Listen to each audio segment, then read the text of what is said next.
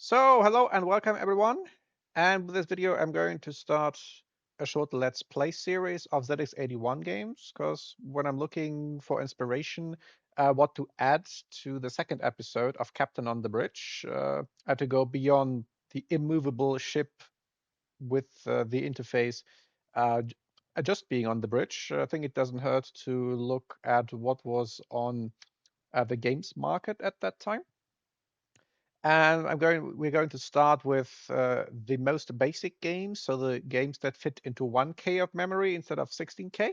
And so the first Let's Play here is to look into a game that's called the a 1K Games Pack, and it has 11 games in basic that fit into 1K. But first, a big shout out to the site zx81stuff.org.uk, which is a huge collection of ZX81 tapes, hardware, books, etc. And for all the games, you have also the instructions and the cover there. And that's also where I got the cover that you see here on the screen from. So without that site, this wouldn't have been possible, or at least much, much more difficult to get an insight what was on the ZX81 market back then, and then to have a one-stop shop for both the instructions and the cover. So thanks to whoever organized that site, which I also link in the description. So the first one is a slot machine. So you have 10 pence and press new line to play. So, and then when this, the sum of the numbers is 7, I'm getting a few pence back. And it also says when all numbers are the same that I'm hitting the jackpot. So, and that's it. So you always press new line to play, and then the random number generator determines what's going to happen.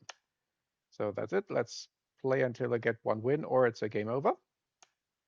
I'm simply pressing new line again. So I guess there is not much inspiration here because I don't want it to have any random number thing in here. So luck is not on our side. You're broke. So I had actually tested that before, and then I got the odd win that things sort of stabilized. But anyway, so that's the first game. So the second one is called Art, Etch and Sketch, which isn't a game, but it's more like the sort of screen editor that I had developed. But here it's just to draw lines. So the navigation is with 5, 6, 7, and 8 keys for cursor keys. So 6 for left, 6 for down, 7 for up, and 8 for right.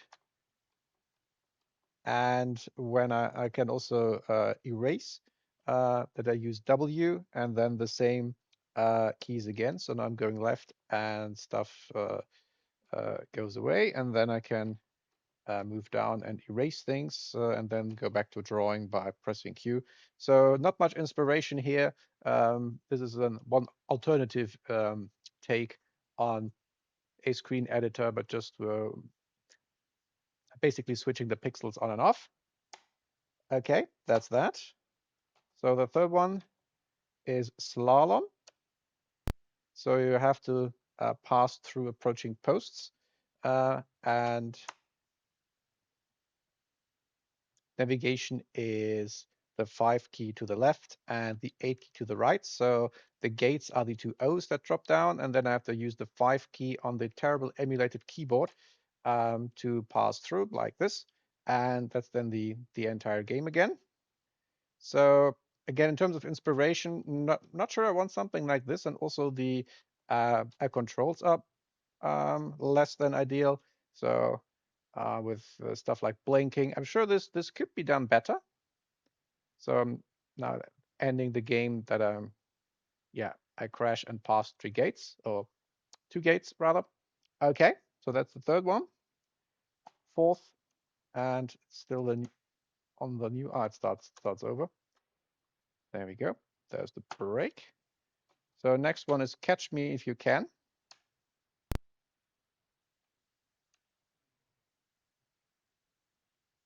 So navigation is again 5 left,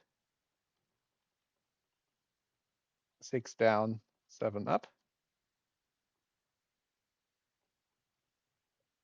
And 8 right. So I'm the X and I have to catch the O.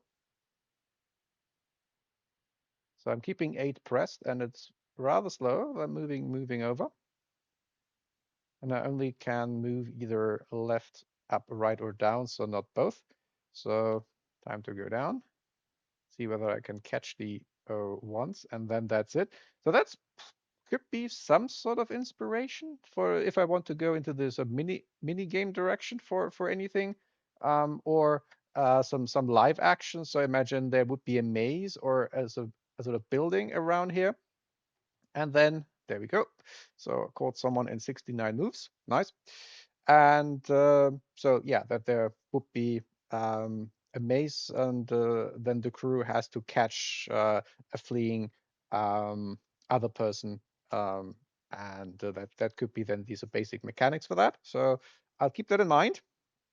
So next one, and I'm still here in the new line. So can I catch a break? Yes. So next one is called Space Pirate. So I have to dock with another ship and steal their cargo. So 5 to move left, 8 to move right. So I'm the O, and I have to catch the ship with the plus. So same basic mechanics, just a tiny bit more flavor. So that didn't work. So let's try again. And again, the emulator does an excellent job in emulating the terrible keyboard because you really have to press the keys. There we go. So docked okay, cargo stolen worth 6,000 pounds something. So good to know that they still use pounds, even in space. So, and that's the idea. So again, same basic idea. Could be a sort of fun, especially if it's just 1K mini game, and if it don't catch the ship, then it starts over again. So yeah, so one inspiration already found. So next is called Spacefire 1. So blast 0 to fire and maneuver by 6 down and 7 up. So I have to fire the other side. So I'm on the left and the computer's on the right.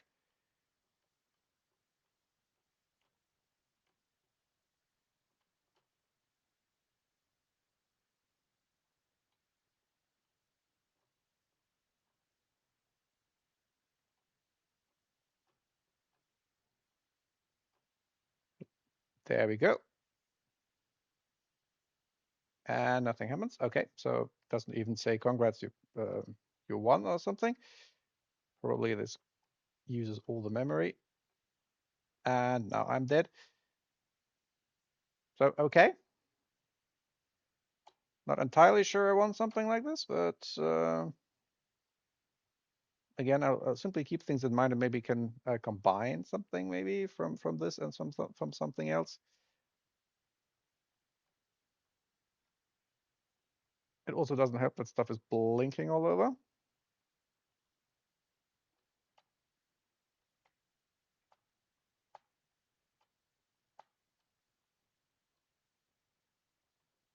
And it's a bit odd that up is the higher number. Intuitively, I would say it should be other way around. There we go. There I caught the computer again. Okay, then that shall suffice.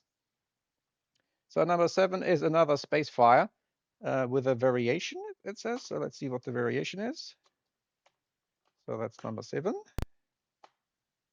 Run again. So the same mechanics. 6, 7, and 0. I think now the other thing on the right is moving towards me. I'm not sure that makes it easier or harder.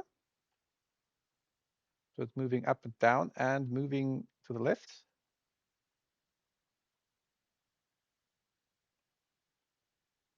There we go, caught him.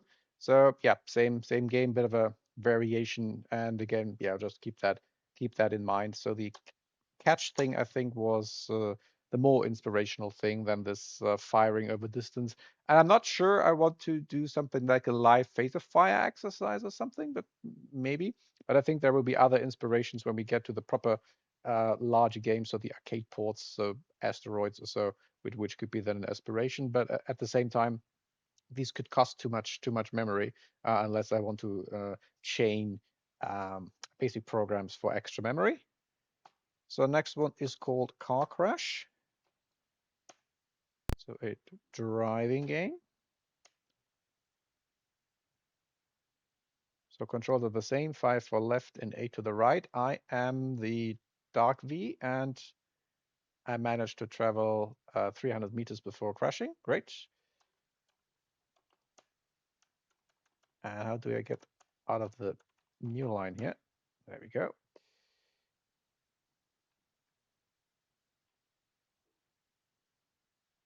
So now we have something that's actually moving too fast, which is funny. So I really have to be on it here with the controls. And if I so I have to basically start typing once I press run to get 5 or 8. There we go. That's better. And then the scourge hit, that's the keyboard, but it doesn't take any or not every key press at once. And that was the bad decision. So I think I like the principle. It just oddly enough, this is too fast. This is going too fast to make it really challenging. And of course, the what's that? 5 lines, 5 lines that you see, that can even be a feature that you can only look so far ahead. So that makes it challenging. If it would be slower, or if you would see further ahead, then this would be cool. As for inspirational power, I'm not sure I'm seeing anything here. Not sure I want to have a sort of driving mini game for a space themed game. Next one, man-eating budgies. Well, they're certainly creative here with their names. So I have to steal eggs. And again, 5 and 8. So at least the controls are consistent. And I suppose that's an egg. So I have to move over and can't move over fast enough. That should work. Yes. And there is one more. So a bit of avoidance. So you could say this could be asteroids. And then the goal is not to hit the asteroids. And so that could be another inspiration for a mini game. And one thing as I tried this out first, I wondered how would they get the eyes done here of these man-eating budgies, and that's the inverse quotation mark. So that wasn't something I had sort of gotten immediately. So that's another inspiration. If I need something that looks like this, the inverted quotation mark looks like eyes in the dark. So second to last, it's maze. So it's the 10, game number 10. It's a maze. And you can use 5, 8 for left and right, and 6 for down.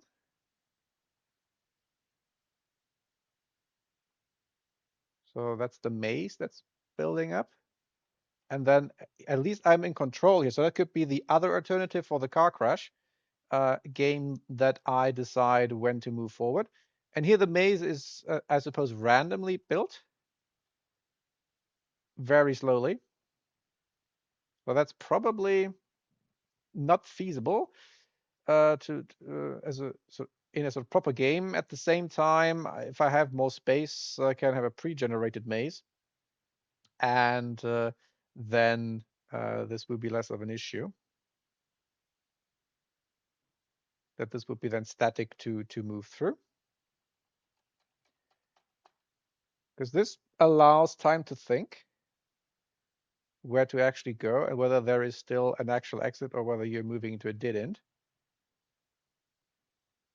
So this basic idea of navigating, that could be the basic principle for something like planetary exploration, or if they visit a station or so, that these would be walls, and then there would be a sort of plan, and then they would meet NPCs or something in some rooms that would be there. So it wouldn't be random. It would just be a proper floor plan. But that then would be then how they would move around as the away team. And same with Planet, which would be then much more open, and they would have just some landmarks like sort of trees or rocks or something. Or there could be cave which they have to explore. So I think that's I think a useful exploration from a sort of top-down perspective. That's rather simple, but also could be then simply the sort of backdrop for away teams in whichever environments. All right, and the last one, the wall.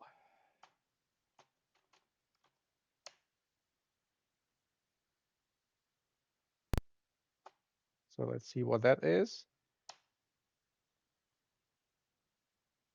So I'm moving from left to right, and I have to press a key to fire downwards to destroy this wall. Mr. Sinclair, tear down this wall. So it's a reaction game that you have to press any key at the right time, and the wall will then close in at some point. So I'm starting with or trying to get those at the outside first, because they are the hardest to get right.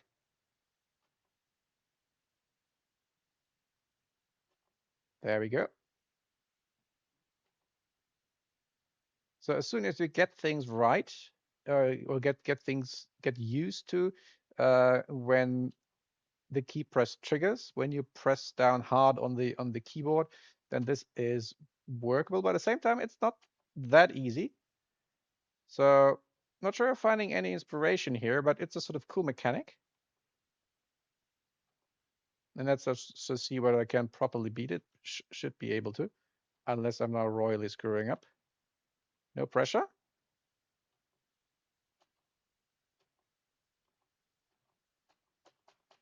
There we go. I won that. So that's, I think, a nice conclusion. So I suspect this will stop at some point, or not, because when I tried this first, then I I removed everything except one block of the wall, and then I lost. So yeah, okay, this looks like an end. Okay, that worked. Not even a congratulations. Boo.